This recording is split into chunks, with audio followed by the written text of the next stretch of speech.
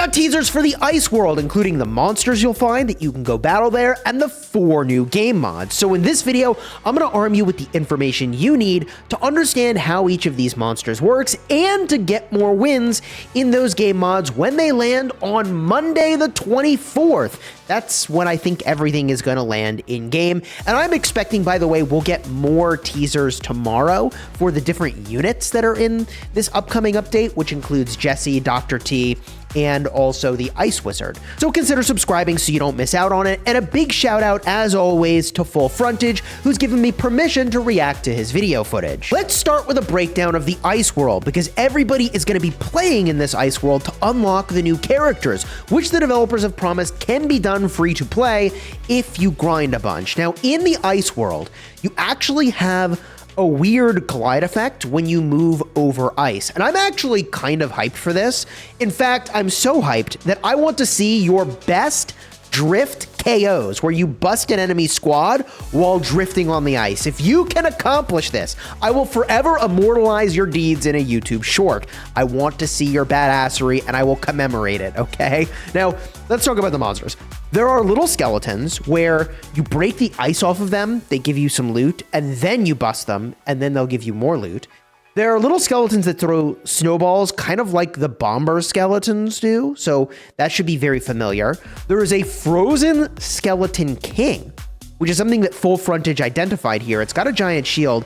I'm going to assume that you ideally attack this thing from behind to get in more damage. There's also a kaiju equivalent dragon, but it's different. It has a couple mechanics here. The first that's really cool is a tail whip that has a big knockback. The second is actually a bouncing knockback effect, and that is similar in ways to the kaiju we've already got in the game. There's also ice spirits that are going to run around kind of like treasure goblins. These are the things you're going to need to bust in order to get quest progress toward unlocking the new units. And they don't drop loot as you bust them. They only drop their loot when busted. So moves like a loot goblin, but drops treasure like regular things would. In addition, there are ice golems, and the ice golem does an AoE attack that emanates ice spikes through the ground. This was very similar to how a baby dragon's template works, if not identical, except instead of seeing a fireball come towards you, you need to dodge the ice spikes. And there's also an ice yeti. The ice yeti rolls around like a rock golem, but throws down area of effect damage like the mechanical Rainmaker does. And that AoE damage can be difficult to deal with, so I think the Ice Yeti will be a cool addition to the game. Additionally, okay, on the topic of easy units to bust, there's a snowman. I don't know what the snowman is doing. It doesn't seem to replace the blue boxes here. It just stands there, and when shoved at all, like your units bump up against it or shoot it, it accepts that momentum and slides around, so you can chase around some snowmen and they give some loot. Snowman is basically free loot. Now we get to talk about the game mods, and I think the best, well, most fun game mod is possibly going to be 1 coin chests. Every single chest costs 1 coin. Now in this game mod, your priority needs to be squatting up, and in my opinion, then busting other players. Likely you want to find a 3 chest combo on the map, where you've got 3 chests that are extremely close to each other. Typically, this can be found in corners near the middle of the map, and you basically want to bounce around between those chests as fast as you can. You kill any monsters opportunistically to get the minimum amount of coins you'll need to squat up, but for the most part, you are squatting up. And unlike regular games where fusing is critical, here, fusions are much less important. You want to go for the most rare unit possible, or most powerful unit you think you can add to your squad, because unlike in a regular game where your cost is escalating, here it's 1 always, okay? It doesn't go like 1, 2, 3, 4, 5. No. It's just 1 always, okay? Now, gold providing suppliers, in my opinion, end up being less good here. So I think Goblin is particularly bad because you really don't need that much gold. Greg and Mavis are probably unnecessary in 1 coin chests because although you can get gems from trees and from carrots, you probably need to be more worried about squatting up than getting gems. And even the trader potentially is less good here because your focus needs to be on squatting up, not battling all the monsters and getting all the PvE value. Even Penny probably is less good here because although maps are really awesome, you're going to have people guarding specific chests, typically 2 to 3 of them, that they just stick around and try to bully you away from getting to. And I think it might be hard to travel to get your maps because you ultimately will need to invade people that are standing around their chests. Probably not going to be easy to do. The bandit could be decent here because they give you gems when they arrive and you will open lots of chests. You'll have a lot of opportunity to get gems, but they're not going to be good at battling other players. So I think at the end of the day, this might be a nice top off at the end for a tiny amount of gems, but they may end up being mid overall. What will be more important is probably speedsters. Speedsters are going to be critical to go between chests, to run from people invading, or to invade and bust somebody's units before they can properly react. I think the game plan really will be to ignore the scoreboard initially, squad up, and then push scoreboard at the end by busting other people. Things that also deploy every time you open a chest are going to be insanely powerful because obviously you can just keep opening them. So Pam is going to be really, really good on 1 coin chests. Battle Healer for the instant heal every time you open a chest is going to be really, really good. Even the Royale King could be really, really good because if you're constantly opening up these chests, he's going to be constantly deploying his recruits. And that, I mean, look, the effect overall is not all that amazing, but once you do that a couple times, the game, I think, limits the number of royal recruits you can have on screen, maybe, and it gives you some gold every time that you open another chest. And I think it's the royal recruits that are old expire. I don't know exactly how it works, but I know that you'll be getting some gold as you go, as you do it, which means it will be the engine you need to constantly open chests and protect you as you constantly open chests. Seems good. Okay, the next battle mod we need to talk about is the Gem Hot Pot. And that's described as magic pots of gems are up for grabs. Now, the way this works is you will pick up the pot, and by the way, there'll be a little indicator showing you where the pot is until it is picked up. And once you get the pot, gems are thrown around, not automatically put into range of you, by the way. They're just tossed around in a sort of radius of your squad, and then you need to go and pick them up. And there will be no indicator to the Gem Hot Pot once it is picked up, but people will be chasing you because at the end of the Gem Hot Pot, it explodes with a ridiculous amount of gems. Now, the amount of time it looks like the pot lasts is about 15 seconds. So I think in this game mod, speedsters are going to end up being very, very critical to either pursue people that have hot pots or to run away with your hot pot.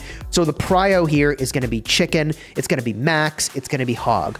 Other gem providers like the trader and the bandit are probably less valuable here because the sort of relative amount of gems they're giving you compared to what you can just get from a hot pot is pretty low. I mean, it might be enough to differentiate you from somebody else, but I think your prio ends up being surviving with hot pots or pursuing other people with hot pots to bust them. Overall, I think this game mod looks kind of fun. You cannot hold 2 hot pots at a time, for whatever that's worth. That was a good catch by Full Frontage, and I'm definitely looking forward to trying out this game mod. From here, the Super Ice Spirits. So the next 2 game mods, Super Ice Spirits and Golem Meteors, both add boss monsters onto the map. We'll talk about the meaning or significance of that in just a minute. But these giant ice spirits will jump around the map, and Super Ice Spirits bounce to a templated location. So they will project where they are going.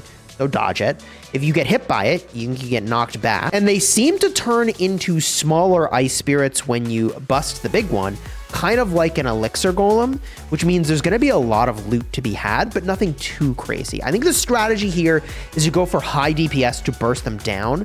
The bandit could be particularly good here because there's more monsters, and I think they'll qualify for giving the extra gems from the bandit effect. It should also feel very similar in nature to the Mega Mole game mod without the giant mole in the center. Also, it could be that if these spawn equally throughout the map, there's less emphasis on controlling the middle, which means there are probably more viable strategies, which I think is a good thing. Also, wizards could be very good here because they give spells when you bust monsters, but are guaranteed a spell at the ultra tier. I know very few people are there, but at the 4-star ultra tier, you're guaranteed a spell. There's going to be more of these bosses all over the map, which means you could have a lot of spells cooking up. Now, most people don't have the ultra wizard, so just beware people that have these wizards because they may have a lot of spells in the bag. From there, Golem Meteors. The golems fall from the sky and drop a bunch of gems when they land. After landing, they'll sit for several seconds, allowing you to get a lot of free DPS onto them, which you probably want to take advantage of. Other than that initial impact, they seem to operate a lot like a rock golem. It didn't have a lot of extra loot like I'd anticipated, but it's kind of hard to tell just from watching gameplay. Overall, I'd say the strategy here is to go for high DPS to burst them down, just like the Super Ice Spirits game mod. Bandit, again, could be very good here, because these should qualify, I think, as a monster that will give you extra gems. It'll feel, again, similar to Mega Mole, but without the Mega Mole in the center, and it could be that if these spawn equally throughout the map, that there will be less emphasis on being in the center, which again, I like. Wizard also ends up being potentially really strong here, and theoretically on both Super Ice Spirits and Golem Meteors, you could draft a bow early for extra PvE DPS. I think it's better than it would be on the Mega Mole modifier, because the Mega Mole modifier, the moles are very easy to take down. They're kind of the equivalent of a battle bot. But these are boss monsters, and boss monsters can take a few hits, so theoretically you could go for bow, but generally I feel like he's just too vulnerable, and you very much risk that unit getting popped when you get ambushed by other players. But in general, for Super Ice Spirits and Golem Meteors, I also feel like any game mod that has more PvE stuff makes PvP a less likely activity because people have more things to do. It's still going to be plenty of PvP, but like, unlike the Hot Pot game mod, where you're basically encouraged to go hunt other people, here you are rewarded and encouraged for more PvE. So overall, I think each of these game mods looks like it will be very fun. I'm definitely looking forward to the diversity of game mods and also the diversity of units to go battle in the ice world. If you want to see all this stuff when it lands in game on the 24th, I am almost certainly going to be live streaming and making a video about it that day, so subscribe to the channel. And if you're looking for more information about this upcoming update, I covered the Megas yesterday and the Bandit a couple days before that. Check the cards in the end screen.